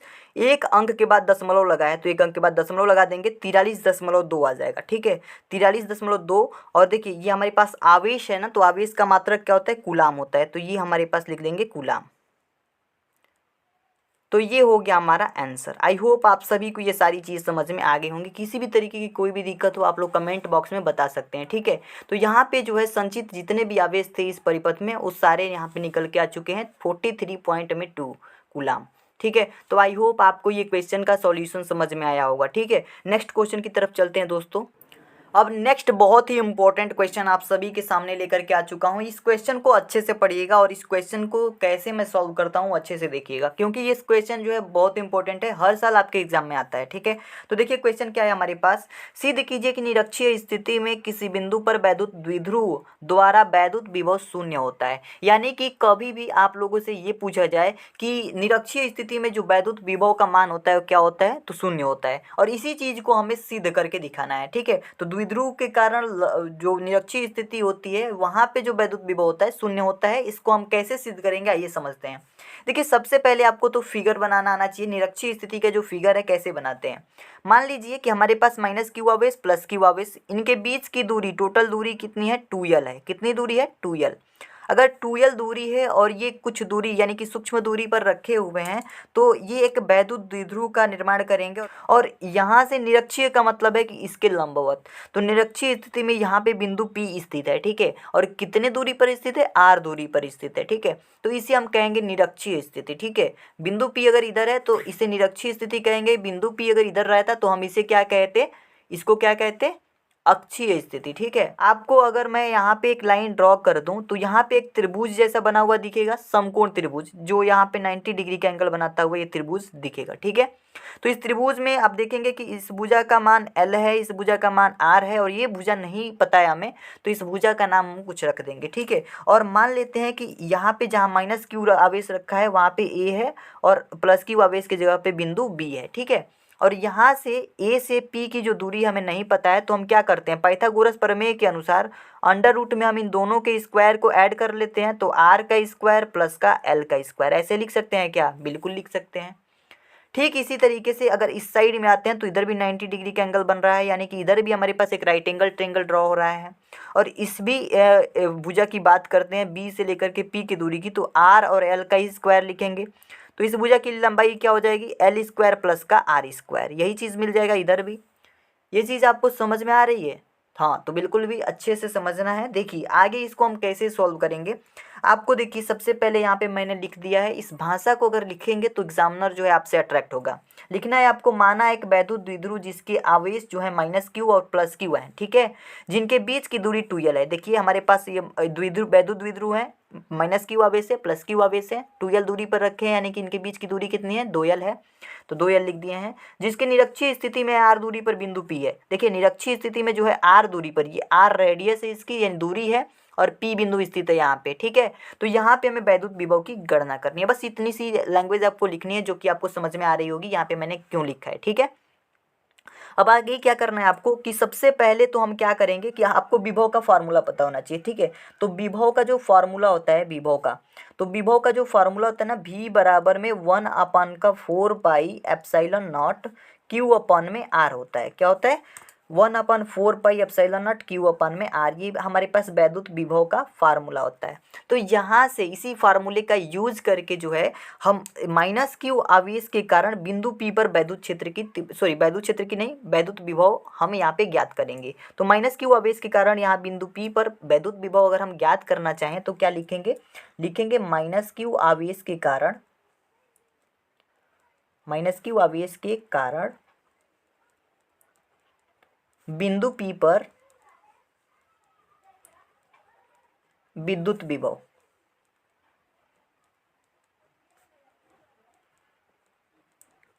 तो देखिए माइनस क्यू आवेश के कारण जो बिंदु P पर विद्युत विभव होगा वो हमारे पास क्या हो जाएगा, V1, इसको हम V1 मानते हैं, ठीक है, इस विभव को हम V1 मानेंगे माइनस क्यू वाला। तो V1 बराबर क्या निकलेगा हमारे पास, 1/4πε0, क्यू के जगह पे हम माइनस क्यू रखेंगे क्योंकि माइनस क्यू के कारण निकाल रहे हैं, तो माइनस क्यू रखेंगे, और बट्टा में नीचे आर के जगह पे हम क्या लिखेंगे, इस AP दूरी को लिखेंगे। तो इस AP की दूरी कितनी है, अंडर रूट में r² प्लस में l², तो यहाँ पे हम लिख देंगे r² प्लस में l², ये चीज़ लिख सकते हैं। तो ये हमारा बन गया इक्वेशन नंबर फर्स्ट। इस इक्वेशन को थोड़ा सा हम इसको मॉडिफाई कर लेते हैं। तो V1 बराबर हम इसको क्या बोल सकते हैं, माइनस का 1/4πε0, इस माइनस को इधर लेते आए हैं, ठीक है, और Q/ में अंडर रूट में r² प्लस का l², ये अंडर रूट में है, ठीक है। तो इतनी सी चीज़ आपको अगर समझ में आ गई है तो आगे की जो चीज़ें हैं बहुत आसान हो जाएंगी आप लोगों के लिए, ठीक है। तो ये इक्वेशन नंबर फर्स्ट बन गया, ठीक है, इक्वेशन नंबर फर्स्ट बन गया। आगे क्या करना है हमें, सिमिलरली इसी तरीके से हम प्लस क्यू आवेश, इस फिगर में देखिए प्लस क्यू आवेश के कारण इस P बिंदु पर वैद्युत क्षेत्र की तीव्रता ज्ञात करेंगे। तो लिखेंगे प्लस क्यू आवेश के कारण, आवेश के कारण बिंदु P पर वैद्युत विभव। तो बिंदु P पर वैद्युत विभव की अगर बात करते हैं तो ये हमारे पास V2 आ जाएगा, ठीक है, ये हमारा दूसरा विभव है। तो V2 बराबर में आ जाएगा हमारे पास 1/4πε0, ये फार्मूला रख देंगे, और Q के जगह पे हम क्या रखेंगे, प्लस का Q रखेंगे इस बार। तो Q/ में अंडर रूट में क्या हो जाएगा, r² प्लस का l² हो जाएगा। तो यहाँ से हमारा दूसरा इक्वेशन भी बन के निकल गया। आप देखेंगे कि यहाँ पे दो इक्वेशन बन गया, ये सेकंड इक्वेशन हो गया, ठीक है। इक्वेशन नंबर फर्स्ट ये, इक्वेशन नंबर सेकंड ये। अब दोनों इक्वेशन को यहाँ पे अगर देखा जाए तो इसका अगर परिणामी निकालते हैं, किसका, इन विभवों का परिणामी निकालेंगे हम, ठीक है। क्या करेंगे, विभवों का परिणामी। तो बिंदु P पर परिणामी विभव कितने हो जाएंगे, यहाँ पे अब इसको आगे सॉल्व करेंगे। लिखेंगे बिंदु P पर, आप नीचे करते जाएंगे सॉल्व अपनी कॉपी में, अगर एग्ज़ाम की कॉपी में लिख रहे हो तो एग्ज़ाम की कॉपी में आप नीचे की तरफ लिखते जाएंगे। मैं जगह ना होने के कारण इस साइड में लिख रहा हूँ, बिंदु P पर परिणामी विभव, परिणामी विभव। तो बिंदु P पर परिणामी विभव की अगर बात करते हैं तो V बराबर में V1 प्लस का V2 हो जाएगा। क्या हो जाएगा, V बराबर में V1 प्लस का V2। तो इस रूल से अगर हम आगे की तरफ चलें तो V बराबर हमारे पास क्या हो जाएगा, 1/, में देखिए V1 की जगह पे ये रख सकते हैं टोटल, तो माइनस का 1/4πε0 Q/ में क्या हो जाएगा, अंडर रूट में r² प्लस का l²। सिमिलरली इसी तरीके से V2 का मान भी हम समीकरण 2 से रख लेंगे यहाँ पे, ठीक है। तो समीकरण 2 से अगर V2 का मान यहाँ पे रखेंगे तो 1/4πε0 और Q अपन में क्या आ जाएगा, अंडर रूट में R² प्लस का L², ठीक है। ये चीज़ें रख सकते हैं यहाँ पे। अब देखिए आपको एक चीज़ दिखाई दे रही होगी, ये सारा चीज़ एक जैसा है और ये भी सारा चीज़ एक जैसा है। अंतर क्या है कि यहाँ पे प्लस है और यहाँ पे माइनस है, तो सारी चीज़ें सेम हो और चिन्ह विपरीत हो तो ये सारी चीज़ें क्या हो जाएंगी, कट जाएंगी, और कटने के बाद से क्या मिल जाएगा यहाँ पे 0। तो यहाँ पे हमारे पास जो वैद्युत विभव होगा वो V बराबर हमारे पास 0 हो जाएगा। क्या हो जाएगा, 0। आई होप आपको समझ में आ गया होगा। हमें क्या सिद्ध करना था, यही तो सिद्ध करना था कि जो वैद्युत द्विध्रुव द्वारा वैद्युत विभव होगा शून्य होगा, यही सिद्ध करना था। देखिए हमारे पास क्वेश्चन क्या था कि निरक्षीय स्थिति में जो वैद्युत विभव होता है द्विध्रुव द्वारा वैद्युत विभव क्या होता है, शून्य होता है, और यही चीज़ यहाँ पे सिद्ध होके आ गई। तो लिखेंगे इति सिद्धम या हैंस प्रूव्ड लिख देंगे, हैंस प्रूव्ड। आई होप आप सभी को सारी चीज़ें समझ में आई होंगी दोस्तों। पहले क्वेश्चन से हम लोग शुरुआत करते हैं। पहला क्वेश्चन हमारे पास है कि किसी वैद्युत द्विध्रुव की अक्षीय स्थिति में किसी बिंदु पर वैद्युत विभव का सूत्र स्थापित कीजिए, ठीक है। ये इतना इंपॉर्टेंट प्रश्न है कि अगर आप क्वेश्चन बैंक में देखेंगे या फिर आप अनसॉल्व पेपर उठा करके देखेंगे तो कई सालों में ये पूछा गया है। लगभग हर साल में किसी न किसी सेट में ये क्वेश्चन आ ही जाता है। तो इस क्वेश्चन को अच्छे से तैयार करना बहुत ज़रूरी है, और इस वीडियो में आपको ये बताने वाला हूँ कि इसको कैसे हम लिखेंगे और किस तरीके से करेंगे इसका सॉल्यूशन कि आपको पूरा अंक मिल जाए। तो चलिए हम इसको सॉल्व करते हैं। पहला क्वेश्चन हमारे पास ये है और इसमें आपको जो है ये डेरिवेशन टाइप का क्वेश्चन है। देखिए सबसे पहले तो आपको इस बात पे ध्यान देनी है कि इसकी फिगर कैसे बनेगी। क्वेश्चन हमारे पास अक्षीय स्थिति में कहा है, अक्षीय की जगह पे कभी कभी अनुदैर्ध्य स्थिति भी कह सकता है, तो इस बात को आप ध्यान रखेंगे। और इसका मतलब होता है कि अक्षीय स्थिति का मतलब कि कोई बिंदु यहाँ पे स्थित होगा इस साइड में, ठीक है। और निरक्षीय स्थिति का मतलब होता है कि कोई बिंदु जो है इस O से ऊपर की तरफ स्थित होगा, ठीक है। ये बात समझ लीजिएगा। और उसके बाद से आपको ये भी पता है कि आप कभी भी किसी भी डेरिवेशन को करेंगे तो वहाँ पे आपको कुछ लिखना पड़ता है जो कि आपने फिगर में किया है। तो इस फिगर में आपको बेसिकली क्या हुआ है, देखिए यहाँ पे दो आवेश हैं वैद्युत द्विध्रुव के, -Q आवेश +Q आवेश। इन दोनों के बीच में एक O बिंदु है। इस O बिंदु से P बिंदु तक की दूरी जो है R है। कितनी है, R है। O से P तक की दूरी कितनी है, R है। O से P बिंदु जो रखी गई है R दूरी पर रखी गई है, और यहीं पे हमें वैद्युत विभव की गणना करनी है, ठीक है। तो यहाँ से देखिए, और इनके बीच की, इन दोनों आवेशों के बीच की दूरी कितनी है, 2L है। यही बात आपको लिख देनी है यहाँ पे माना करके, ठीक है। देखिए हमने लिखा है माना एक वैद्युत द्विध्रुव का आवेश -Q तथा +Q है। वही आवेश जो आप देख रहे हैं कि -Q आवेश है +Q आवेश है, जिनके बीच की दूरी कितनी है, 2L है। इन दोनों आवेशों के बीच की दूरी क्या है, 2L है। वैद्युत द्विध्रुव के केंद्र से R दूरी पर बिंदु P स्थित है। इसके केंद्र यानी वैद्युत द्विध्रुव जो बना हुआ है इसके केंद्र से R दूरी पर, ये देखिए इसका टोटल दूरी कितना है, R दूरी है, यहाँ पे P स्थित है, और यहीं पे हमें वैद्युत विभव की गणना करनी है। तो इतना लिखने के बाद से आप इसको सॉल्व करना आगे शुरू करेंगे। जो मैं लिख रहा हूँ, जो मैं कर रहा हूँ उसको आप आसानी से समझिएगा, ध्यान से समझिएगा, ठीक है। तो सबसे पहले इसको सॉल्व करने के लिए आपको विद्युत विभव का जो फार्मूला है वो याद होना चाहिए। तो विद्युत विभव का जो फार्मूला होता है V बराबर में 1/4πε0 और Q अपन में R होता है। क्या होता है, 1/4πε0 Q अपन में R होता है, इस फार्मूले से, ठीक है। अब इस फार्मूले का यूज करके हम आगे की तरफ इस प्रश्न को सॉल्व करेंगे। तो जब हम इस प्रश्न को आगे की तरफ बढ़ाएंगे तो सबसे पहले हमें ये करना होगा कि यहाँ पे जो आवेश रखा गया है, इस आवेश के कारण हम बिंदु P पर वैद्युत विभव की गणना करेंगे, ठीक है। तो सबसे पहले तो -Q आवेश के कारण इस P बिंदु पर वैद्युत विभव की गणना करेंगे, उसके बाद से +Q आवेश के कारण हम इस बिंदु पर वैद्युत विभव की गणना करेंगे। इसी सूत्र की मदद से यहाँ पे गणना होगी। तो आइए हम समझते हैं। लिखेंगे -Q आवेश के कारण बिंदु P पर वैद्युत विभव, ठीक है। तो लिखिए -Q आवेश के कारण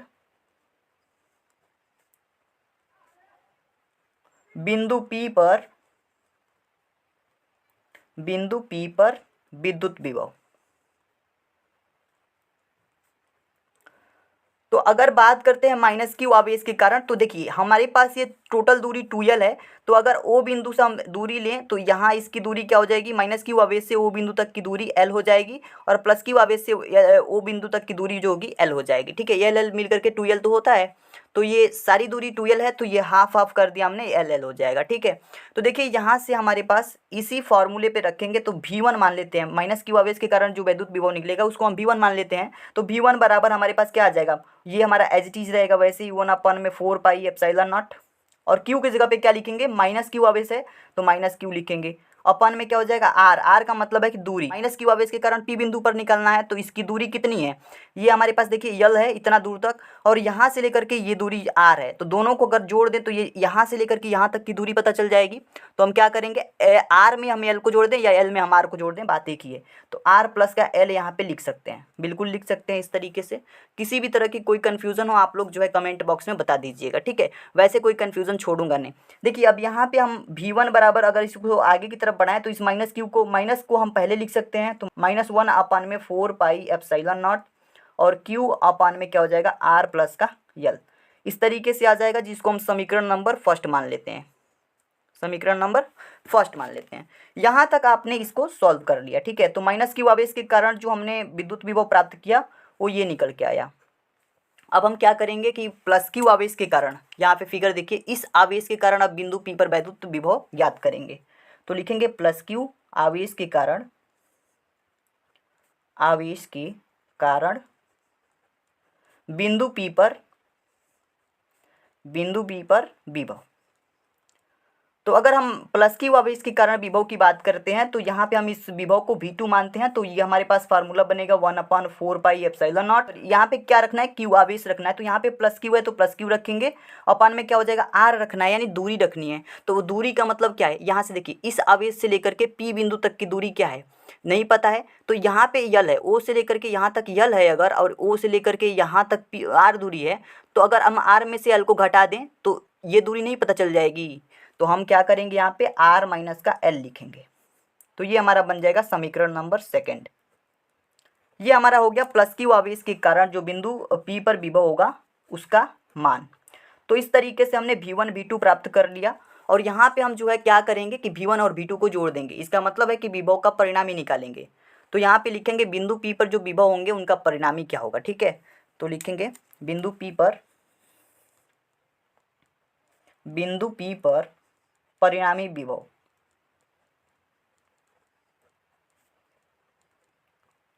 तो अगर हम बिंदु पी पर परिणामी विभव की बात करते हैं तो V बराबर में हो जाएगा हमारे पास V1 प्लस का V2, ठीक है, ये हमारे पास हो जाएगा। तो यहाँ से हम V1 और V2 को जोड़ देंगे, यानी समीकरण 1 और समीकरण 2 को क्या करेंगे, जोड़ देंगे। तो लिखेंगे यहाँ पे समीकरण 1 व समीकरण 2 से, समीकरण 1 व समीकरण 2 से मान रखने पर, ठीक है, मान रखने पर, तो हम समीकरण 1 और समीकरण 2 से मान रखेंगे किसका किसका, V1 का और V2 का, क्योंकि हमें V1 भी पता है और V2 भी पता है। तो यहाँ से V बराबर निकालें अगर, तो हमारे पास V1 का मान है माइनस का 1/4 पाई एप्सिलॉन नॉट, और Q अपान में है R प्लस का L, और सेकंड इसी तरीके से हमारा प्लस लगा करके 1/4 पाई एप्सिलॉन नॉट Q अपान में R माइनस L है, तो 1/4 पाई एप्सिलॉन नॉट Q अपान में क्या है, R माइनस का L है। तो इस तरीके से हमने यहाँ पे कर लिया। और आगे अगर करेंगे तो V बराबर में इसमें क्या कॉमन लिया जा सकता है, तो 1/4 pi epsilon not Q common लिया जा सकता है। तो यहाँ पे रखेंगे 1/4 पाई एप्सिलॉन नॉट, और Q को हम क्या कर लेंगे, कॉमन ले लेंगे। इतनी चीज़ें हम कॉमन ले सकते हैं। तो इतनी चीज़ें कॉमन लेंगे तो अंदर क्या बचेगा, माइनस का 1 अपान में क्या हो जाएगा, ये R प्लस का L बचा है यहाँ पे, और प्लस का यहाँ पे क्या बचा है 1 अपान में R माइनस का L, ये चीज़ें अंदर बच जाएंगी, ठीक है। तो अंदर बच जाएंगी तो अंदर वाले को सॉल्व करेंगे और इसको वैसे ही लेते चलेंगे। तो V बराबर में क्या आ जाएगा हमारे पास 1/4 पाई एप्सिलॉन नॉट इंटू का Q, और अंदर अगर इसको हम -1 में मल्टीप्लाई कराएंगे तो ये आ जाएगा हमारे पास माइनस और ब्रैकेट में R माइनस का L, और इसका मल्टीप्लाई 1 में कराएंगे तो प्लस का R प्लस का L, और नीचे आ जाएगा हमारे पास R प्लस का L इन दोनों का, तो R माइनस का L, इस तरीके से आ जाएगा। यहाँ तक कोई दिक्कत आप लोगों को नहीं होनी चाहिए, ठीक है। आगे चलिए हम आगे इसको सॉल्व कर लेते हैं, ठीक है। अब लगभग हमने सारी चीज़ें कर ली हैं, बस थोड़ी सी चीज़ें बची हुई हैं तो उनको भी देख लेते हैं। इसके आगे जो है हम सॉल्व करेंगे क्या, यहाँ से हम लिखेंगे V बराबर में 1/4 पाई एप्सिलॉन नॉट Q, और ये देखिए माइनस का R है तो यहाँ पे क्या बन जाएगा, माइनस R, माइनस और माइनस क्या हो जाएगा, प्लस L, यहाँ पे देखिए प्लस R और प्लस L, ये सारी चीज़ें होती जाएंगी, ठीक है, सॉरी। और नीचे क्या हो जाएगा हमारे पास, R प्लस का L है एक ब्रैकेट में और एक ब्रैकेट में R माइनस L है, तो ये फार्मूला किसका बन जाएगा, R स्क्वायर माइनस का L स्क्वायर का फार्मूला बन गया, ठीक है। ये फार्मूला आप लोगों को पता होगा। इस फार्मूले पे रख करके हम इस तरीके से कर लेंगे। यहाँ पे कोई दिक्कत हुई है एक बार और समझिए, यहाँ पे माइनस आर का अगर यहाँ पे करेंगे तो माइनस आर हो जाएगा, इस माइनस का गुणा माइनस में होगा तो माइनस माइनस प्लस में यल हो जाएगा, प्लस का आर और प्लस का एल हो जाएगा। ठीक है, यहाँ पे अगर आप ध्यान देंगे तो नीचे हमने क्या किया है, आर प्लस एल है, एक ब्रैकेट में आर माइनस एल है, तो ये फार्मूला हमारा बन गया ए प्लस बी, एक ब्रैकेट में ए माइनस बी एक ब्रैकेट में होता है तो ए स्क्वायर माइनस बी स्क्वायर लिखते हैं। उसी तरीके से इसको हम फार्मूले पर रख देंगे, आर स्क्वायर माइनस का एल स्क्वायर हो जाएगा। ठीक है, यहाँ पे देखिए अगर इस आर की बात करें और इस आर की बात करें तो ये दोनों आपस में क्या हो जाएंगे, कट जाएंगे, क्योंकि इनके चिन्ह विपरीत हैं। ठीक है, आगे अगर देखा जाए तो आगे हम इसको लिख सकते हैं v बराबर 1/4πε0 क्यू। अब यहाँ पे क्या हो जाएगा, एल एल कितना बन जाएगा, ये 2l बन जाएगा, 2l अपान में आर स्क्वायर माइनस का एल स्क्वायर। अब इस एल स्क्वायर को हम क्या मानते हैं, नगण्य मानते हैं। ये क्या है, यह नगण्य है। एल स्क्वायर क्या है, नगण्य है, लगभग जीरो के बराबर है। तो यहाँ से अगर हम इसको जीरो मान लेते हैं, इस एल स्क्वायर को क्या मानते हैं, जीरो मानते हैं, जीरो मानते हैं, तो यहाँ से हमारे पास v बराबर निकल के आ जाएगा 1/4πε0 क्यू और इंटू का 2l, यहाँ पे बाहर निकलेगा तो 2l अपान में क्या हो जाएगा, ये आर स्क्वायर हो जाएगा। तो आप लोगों को ये भी पता होगा, अगर इसको हम आगे की तरफ बढ़ाएं, लास्ट स्टेप है हमारा। ठीक है, 1/4πε0 वैसे ही रहेगा, और इस q इंटू 2l को हम क्या लिख सकते हैं, p लिख सकते हैं, जिसे हम वैद्युत द्विध्रुव आघूर्ण कहते हैं। वैद्युत द्विध्रुव आघूर्ण बराबर q इंटू 2l ही तो होता है, तो यहाँ पे हम p बट्टा में आर स्क्वायर लिख सकते हैं। यहाँ पे कोई दिक्कत नहीं होनी चाहिए। ठीक है, और यहाँ पे हम जो है चुप्पी दे करके निशान भी इस तरीके से भी लिख देंगे कि q इंटू 2l किसके बराबर होता है, p के बराबर होता है। ठीक है, जिसे हम वैद्युत द्विध्रुव आघूर्ण कहते हैं। आई होप आपको ये सारी चीज़ समझ में आई होंगी। ये हमारी जो चीज़ थी ये प्रूव हो गई। ठीक है, हैंस प्रूव्ड लिख देंगे, हमारा जो काम है कंप्लीट हो गया। ये हमारा डेरिवेशन बहुत इंपॉर्टेंट है, आप सभी को ये डेरिवेशन पता होना चाहिए। आई होप कि आप सभी को ये समझ में आया होगा। किसी भी तरीके की कोई दिक्कत हो आप लोग कमेंट बॉक्स में ज़रूर बताएंगे। नेक्स्ट क्वेश्चन की तरफ मूव करते हैं। आइए हम सेकंड नंबर क्वेश्चन को देखते हैं। सेकंड नंबर क्वेश्चन हमारे पास है, समांतर प्लेट संधारित्र की धारिता के लिए व्यंजक का निगमन कीजिए, इसकी धारिता को कैसे बढ़ाया जा सकता है। देखिए ये क्वेश्चन कई सालों से लगातार पूछा जा रहा है, इस क्वेश्चन को अच्छे से समझ लीजिएगा। समांतर प्लेट संधारित्र की धारिता के लिए व्यंजक का निगमन कैसे करेंगे, बहुत आसान भाषा में आपको समझाने वाला हूँ। सबसे पहले आपको एक फिगर्स को समझने की जरूरत है और बहुत अच्छे से समझने की जरूरत है। सबसे पहले अगर हम बात करते हैं इस फिगर में, तो एक प्लेट का नाम है एक्स, दूसरा प्लेट है वाई। ये दो प्लेट है जो धातु की प्लेटें हैं। ठीक है, और समतल है दोनों, और एक दूसरे के समांतर भी है, ये एक दूसरे को कभी काटेंगे नहीं। तो देखिए एक्स और वाई ये दो प्लेटें हैं, धातु की प्लेटें हैं। तो अगर एक्स प्लेट पे हम धनावेश देते हैं और ये हमारे पास देखेंगे अगर, तो ये जो हमारे पास प्लेट है ना दूसरा वाई वाली, ये पृथ्वी से क्या किया गया, अर्थिंग किया गया है, यानी जोड़ा गया है। तो यहाँ पे अगर एक्स प्लेट की बात करते हैं तो इस पे अगर धनावेश यानी प्लस क्यू आवेश दिया जाता है, तो इस वाई वाले के अंदर अंदर की बात करते हैं केवल, तो अंदर की तरफ जो है ऋणावेश आ जाता है। ऋणावेश आ जाता है किसके कारण, प्रेरण के कारण। तो इसके अंदर क्या होता है कि आवेश आ जाता है, ऋणावेश आ जाता है प्रेरण के कारण, और इसके बाहर जो है धनावेश आ जाता है, क्योंकि यहाँ पे अर्थिंग है। ठीक है, तो इसी बात को समझ करके यहाँ पे हमें क्या करना है, धारिता के लिए व्यंजक का निगमन करना है। तो हमने इसी बात को जो हमने बोला है अभी, इसी बात को हमने यहाँ पे लैंग्वेज में लिख दिया है, और आपको भी लिखना होगा अपनी बोर्ड की कॉपी में। आपको सबसे पहले क्या करना है, इस तरीके से लिखना है, माना समांतर संधारित्र में धातु की समतल दो प्लेटें एक्स और वाई हैं। ठीक है, इस तरीके से एक्स और वाई दो हमारे पास क्या है, धातु की दो समतल प्लेटें हैं, जिनके बीच की दूरी क्या है, डी है। इन दोनों प्लेटों के बीच की दूरी यहाँ पे डी है, तो डी मैंने लिखा हुआ है। उसके आगे जब एक्स प्लेट को धन आवेश दिया जाता है, इस एक्स प्लेट पर जब धनावेश दिया जाता है तो प्रेरण के कारण प्लेट वाई पर ऋणावेश उत्पन्न हो जाता है। तो प्रेरण की वजह से जो है इस पर ऋणावेश आ जाता है, वह बाहर की ओर धनावेश आ जाता है। अंदर की तरफ तो ऋणावेश आता है, लेकिन इसके बाहर की तरफ जो है धनावेश आ जाता है। ठीक है, तो इतनी सी बात को आपको लिख देना है, और उसके बाद से आपको क्या करना है, यहाँ से आपका सूत्र का जो निगमन है यहाँ से स्टार्ट होता है। इस बात को आप लोग लिख लीजिएगा जरूर। ठीक है, क्योंकि बिना लिखे आपको पूरा पूरा नंबर नहीं मिलेगा। तो अब हमें क्या करना है कि सबसे पहले इन दोनों प्लेटों यानी दो संधारित्र की दोनों प्लेटें हैं, और इन दोनों प्लेटों के बीच में जो वैद्युत क्षेत्र की तीव्रता है उसकी गणना करनी है। तो देखिए इसके लिए आपको एक फार्मूला दिया गया है। आइए हम सबसे पहले इसको सॉल्व करके देखते हैं। तो लिखेंगे समांतर लैंग्वेज को समझिएगा अच्छे से। ठीक है, लिखेंगे क्या, लिखेंगे समांतर प्लेट संधारित्र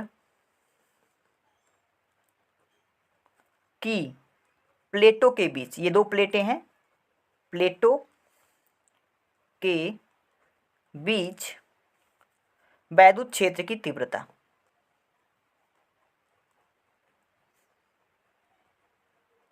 अगर आपको ये पीडीएफ चाहिए, सेम टू सेम यही पीडीएफ चाहिए, तो आप लोग जो है मैसेज कर सकते हैं व्हाट्सएप पे। मैंने नंबर अपना डिस्क्रिप्शन में दे रखा है, ठीक है। उस नंबर पे आप लोग जो है मैसेज कर सकते हैं एनी टाइम, आपको जो है रिप्लाई मिलेगा और आपको पीडीएफ प्राप्त हो जाएगा। तो समांतर प्लेट संधारित्र की प्लेटों के बीच वैद्युत क्षेत्र की हमें तीव्रता की बात करते हैं, तो ई बराबर क्या पता है हमें? ई बराबर पता है सिग्मा अपान में एप्सिलॉन नॉट, ठीक है। क्या पता है? ई बराबर में सिग्मा अपान एप्सिलॉन नॉट। ई क्या है? वैद्युत क्षेत्र की तीव्रता है। सिग्मा क्या है? सिग्मा है हमारे पास पृष्ठ घनत्व, आप लोगों ने नाम सुना होगा। सिग्मा क्या है? पृष्ठ घनत्व है। एकांक क्षेत्रफल में जो आवेश होते हैं ना, तो उनको हम क्या कहते हैं? सिग्मा, जिसे हम पृष्ठ घनत्व कहते हैं। तो सिग्मा का एक फार्मूला होता है, ये भी आपको पता होना चाहिए, क्यू अपन में ए होता है, ठीक है। ये फार्मूला होता है, आप लोगों को पता भी होगा, ठीक है। तो अगर इस फार्मूले की मदद से, इस पृष्ठ घनत्व के फार्मूले की मदद से अगर हम इसमें देखें, तो ई बराबर हम क्या लिख सकते हैं? ई बराबर हम ये लिख सकते हैं कि ये जो आवेश होगा ना, इस क्यू, इस सिग्मा की जगह पे हम क्यू अपन में ए लिख सकते हैं। तो क्यू अपन में ए लिखेंगे और नीचे हमारे पास एप्सिलॉन नॉट है, तो एप्सिलॉन नॉट लिख देंगे। तो यहाँ से हमारे पास ये सूत्र जो है मॉडिफाई होकर के निकल के आ चुका है, ठीक है। इसमें हमने अभी तक कुछ नहीं किया है, अभी कुछ नहीं किया है। सबसे पहले मैंने वैद्युत क्षेत्र की तीव्रता की बात की, तो ये होता है हमारे पास सिग्मा अपन में एप्सिलॉन नॉट। सिग्मा बराबर हमें पता है क्यू अपन में ए होता है, तो हम इसको लिख सकते हैं इस तरीके से, ई बराबर में ऊपर क्यू अपन में ए लिखेंगे, सिग्मा की जगह पे नीचे एप्सिलॉन नॉट है, तो एप्सिलॉन नॉट को वैसे ही रख दिए हैं, ठीक है। अब इसको हम क्या करेंगे कि इसको हम समीकरण नंबर फर्स्ट मान लेते हैं। क्या मान लेते हैं? समीकरण नंबर फर्स्ट। अब आगे की तरफ देखिए, अब आगे क्या करेंगे कि दोनों प्लेटों के बीच की अगर दूरी डी है और विभवांतर भी है, तो हम यहाँ से ज्ञात करेंगे। आगे लिखना है आपको, यदि प्लेटों के बीच की दूरी डी है तथा विभवांतर, दोनों प्लेटों के बीच का विभवांतर की बात हो रही है, विभवांतर भी है, तब अगर इनके बीच की दूरी डी और विभवांतर भी है, तब हमारे पास जो सूत्र निकलेगा ई बराबर में भी अपन में डी निकलेगा। ये सूत्र हमारे पास मिल जाएगा। ध्यान से एक एक स्टेप को देखते जाइएगा, रेड पेन का यूज़ नहीं करना, इस तरीके से मॉडल नहीं बनाना है, मैं आपको समझाने और पढ़ाने के लिए बनाता हूँ, ठीक है। यहाँ से अगर भी की गणना करना चाहें तो भी हम यहाँ से ज्ञात कर सकते हैं कि नहीं। भी बराबर में हमारे पास ये फार्मूला आ जाएगा, ई इंटू का डी आ जाएगा ना, यहाँ पे कोई दिक्कत नहीं होनी चाहिए, ठीक है। तो अब क्या करेंगे कि इस फार्मूले में अगर ई के जगह पे हम ये चीज़ रख दें, ऊपर वाला समीकरण एक वाला, तो इसमें कोई दिक्कत है नहीं।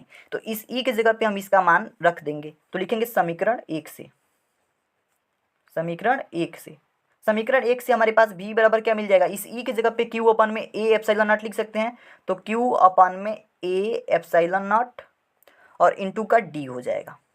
ये हमारे पास सूत्र आ गया है। अब जो है हम आसानी से ये प्रूव कर सकते हैं और अच्छे से दिखा सकते हैं। आप देखिए, इसको समीकरण नंबर सेकंड मान लीजिएगा, समीकरण ये सेकंड बन गया, ठीक है। अब ये समीकरण सेकंड बन गया, तो यहाँ से हम क्या करेंगे, आगे की तरफ हम यहाँ पे सॉल्व कर लेते हैं, ठीक है। इधर कर लेते हैं। सबसे पहले हमें ये पता होना चाहिए जो संधारित्र की धारिता होती है वो क्या होती है, तो लिखिए संधारित्र की धारिता। अब इसी के लिए तो हमें एक सूत्र के व्यंजक का निर्माण करना है। संधारित्र की धारिता के लिए ही तो व्यंजक का निर्माण करना है। तो संधारित्र की धारिता हमें पता होनी चाहिए, सी बराबर में क्या होता है, क्यू अपन में भी होता है। आप लोग को ये फार्मूला याद होगा, ठीक है। अगर नहीं याद है ये सारा फार्मूला, तो आप लोगों को अच्छे से आप लोग कमेंट कीजिए, मैं एक एक चैप्टर वाइज जो है फार्मूले आप लोगों को बता दूंगा फिजिक्स का, ठीक है। तो देखिए हमारे पास संधारित्र की धारिता सी बराबर में क्यू अपन भी होती है। तो यहाँ से अगर हम समीकरण 2 से अगर भी का मान रख दें तो कोई इसमें दिक्कत होगी नहीं। तो लिखेंगे समीकरण 2 से, समीकरण 2 से इस भी के जगह पे हम ये चीज़ें रख दें तो कोई दिक्कत होगी इसमें नहीं। हमारा जो मान होगा, जो हमारा व्यंजक होगा निकल के आ जाएगा। तो सी बराबर में आ जाएगा हमारे पास क्यू ऊपर है और उसके बाद से नीचे क्या है, क्यू अपन में, ये इस भी के जगह पे हम ये सारा चीज़ रख रहे हैं, क्यू अपन में ए एप्सिलॉन नॉट और इंटू का डी। तो इंटू का डी भी हम यहीं पे रख देंगे। यहाँ पे अभी तक कोई दिक्कत नहीं होनी चाहिए। अगर इस Q से Q को हम कैंसिल करना चाहें तो आसानी से कर सकते हैं। तो यहाँ से हमारा जो फार्मूला बनेगा वो बन जाएगा C अपन में, नीचे हमारे पास एप्सिलॉन नॉट है और ये ऊपर की तरफ आ जाएगा। तो इस एप्सिलॉन नॉट इंटू का ए लिखें या फिर ए इंटू का एप्सिलॉन नॉट लिखे, बात एक ही है। तो एप्सिलॉन नॉट इंटू का ए लिख दे रहे हैं, ठीक है। और नीचे हमारे पास क्या हो जाएगा, ये डी जो बचा है नीचे की तरफ रह जाएगा। तो ये आप देखेंगे तो C बराबर एप्सिलॉन नॉट ए अपन में डी, ये फार्मूला निकल के आ चुका है। तो ये हमारा जो होगा यही हमारा व्यंजक होगा संधारित्र की धारिता के लिए। ठीक है, तो आशा करता हूँ कि आपको ये भी समझ में आ गया होगा। यहाँ पे स्टार दे देता हूँ और ये फैराड में होगा। ठीक है, इस बात को भी आप लोग ध्यान में रखेंगे, ये फैराड में होगा, ये इसका आंसर हो गया। आशा करता हूँ कि आपको ये सारी चीज़ें समझ में आई होंगी। ये भी बहुत इंपॉर्टेंट डेरिवेशन है। हमने क्या किया है, समांतर प्लेट संधारित्र की धारिता के लिए व्यंजक का निगमन किया है। मिलते हैं एक नई वीडियो में दोस्तों, ऐसे ही धमाकेदार वीडियो के साथ। तब तक के लिए धन्यवाद।